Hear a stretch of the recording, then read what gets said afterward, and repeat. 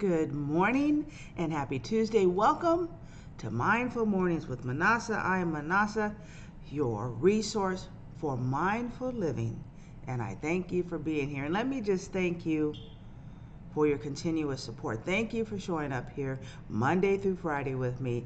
I really appreciate it. I'm glad to be here. Let me get my tea here and get my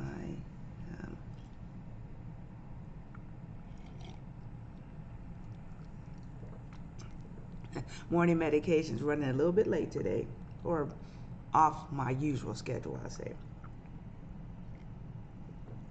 And so we are in the month of December, if you can believe it already.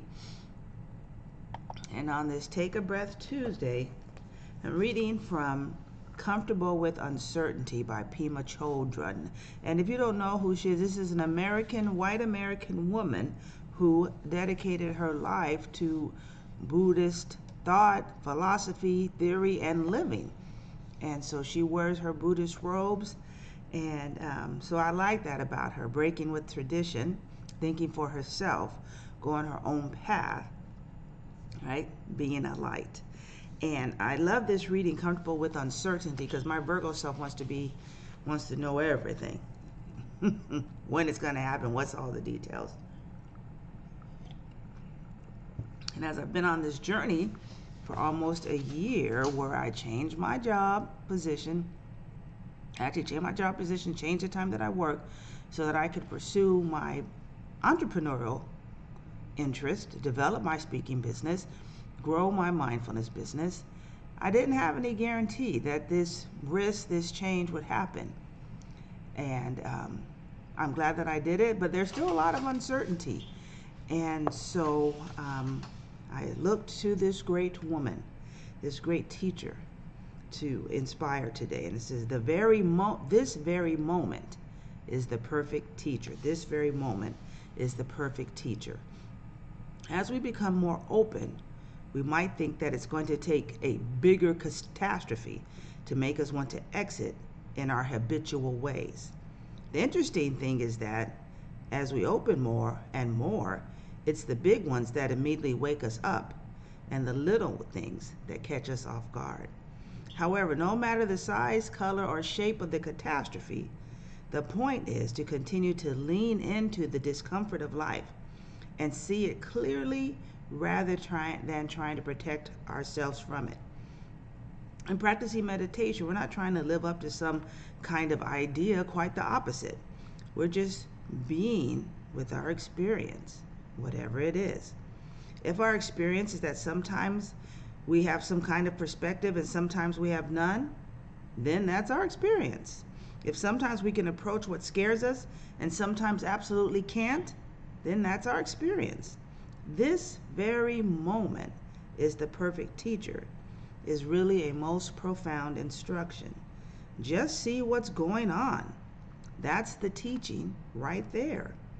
We can be with what's happening and not disassociate. Awakeness is found in our pleasure and our pain, our confusion and our wisdom. It is valuable in each moment of our weird, unfathomable, ordinary, everyday lives. And I love this reading. I was introduced to the mother of mindfulness, a wonderful, powerful woman, Ellen Langer. And part of her mindfulness, I'll say her part of the mindfulness tapestry is just that. Notice, be aware, right? Don't have to do breathing or connect or meditation, even though she knows all those things have a benefit. Says the first part is just be aware, and then don't run away from it. Is what Pema Chodron would say. Reading an amazing book about healing racism in this country, and Milagros. Oh, I don't have the book with me, and I don't want to not honor her correctly, but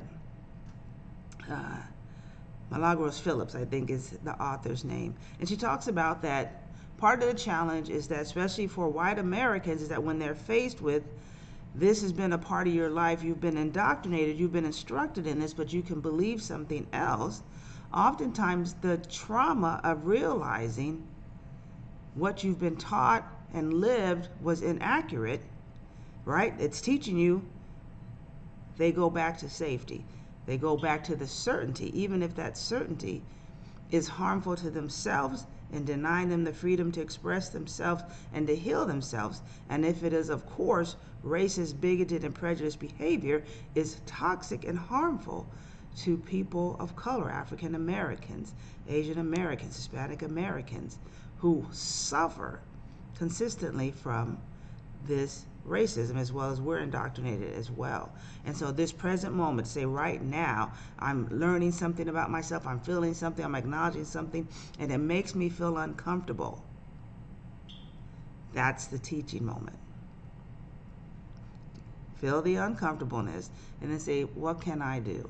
Am I either going to go backwards or take one small shaky step forward? But this moment is the moment of our healing. This moment is the moment of our wisdom. This moment is the moment of learning. This moment is the moment of release.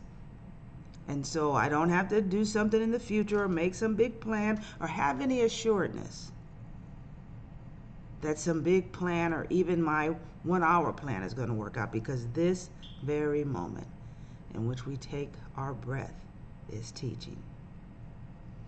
So let us take a moment together to be the light, as Ellen Langer and Milagro Phillips and Pema Chodron, these powerful women, all working in different spectrums but saying the same thing. We have the power to be the light in a world that oftentimes would rather look at the darkness, because the light hurts their eyes initially. But if they would continue to look into the light, their eyes would adjust. And so let's take a moment to breathe in. All right, here we go. And out. In this moment, all is well. Have a great day.